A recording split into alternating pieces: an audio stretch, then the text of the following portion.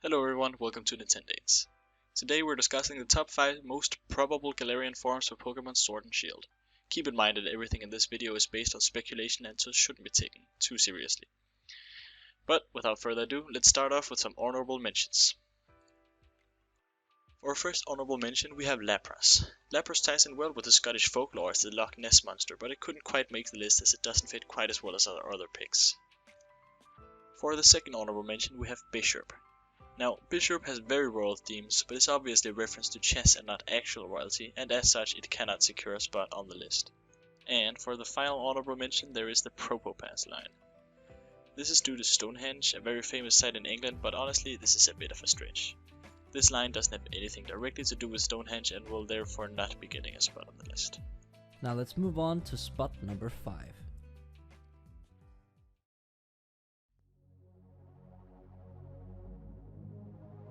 Coming at number 5, we have a tie between the Generation 2 and Generation 5 starters.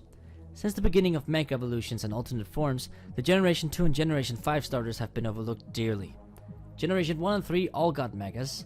Generation 4 has a rumored remake coming up, which will make it unlikely that they'll receive any Galarian attention this time around.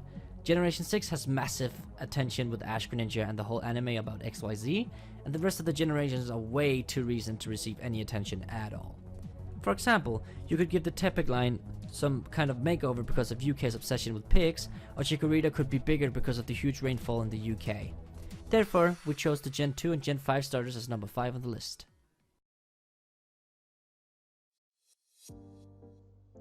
And for our number 4 spot we have the Aegislash line. The Aegislash line is an obvious choice owing to the fact that it is literally composed of swords and shields. Jokes aside, England has very strong connotations to the Middle Ages, but notably the popular idea of knights in shining armor.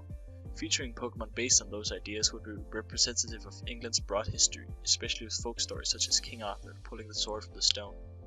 Additionally, a lot of British folklore involves fairies and enchanting magic, so one possibility for the Galarian form could be going from Steel Ghost types to Steel Fairy.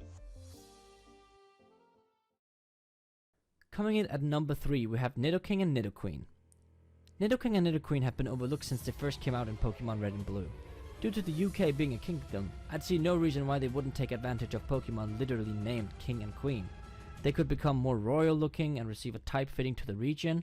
However, we don't know exactly how this would work, but it would be a shame to see those amazing Pokemon being overlooked again. They were denied a Mega Evolution, they were denied an Alolan form, so why not give them a Galarian form?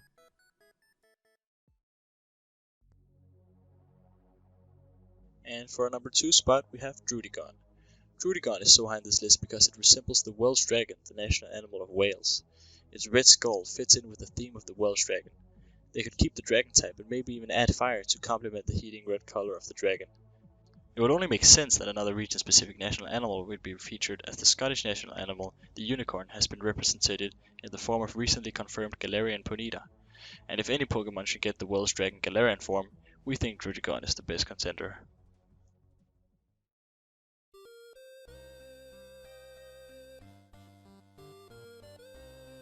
Now, for our number 1 pick, we picked Snubbull and Granbull. This is gonna get very geographical and kinda complicated, so hang on tight. The British national animal is the British Pitbull, and featuring a Pokemon based on specifically that animal would then make sense. As mentioned earlier, Scotland has already gotten their national animal as a Galarian form, so featuring the British one as well would only make sense as opposed to the English national animal, the lion, who already has a lot of representation in the Pokemon universe, for example in the form of Solgaleo in Pokemon Sun and Moon. Furthermore, the British queens have been known to keep dogs as far back as the 1800s, plus this evolution line has not gotten any attention since they were added to the fairy types in X and Y.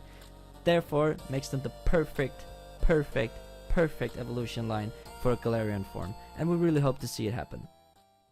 And that concludes our list. Thank you so much for watching. If you have a comment, a disagreement, or an agreement about our list, be sure to let us know down below. Be sure to like and subscribe so you don't miss another episode of Nintendane ever again. Thank you for watching, and we'll see you next time.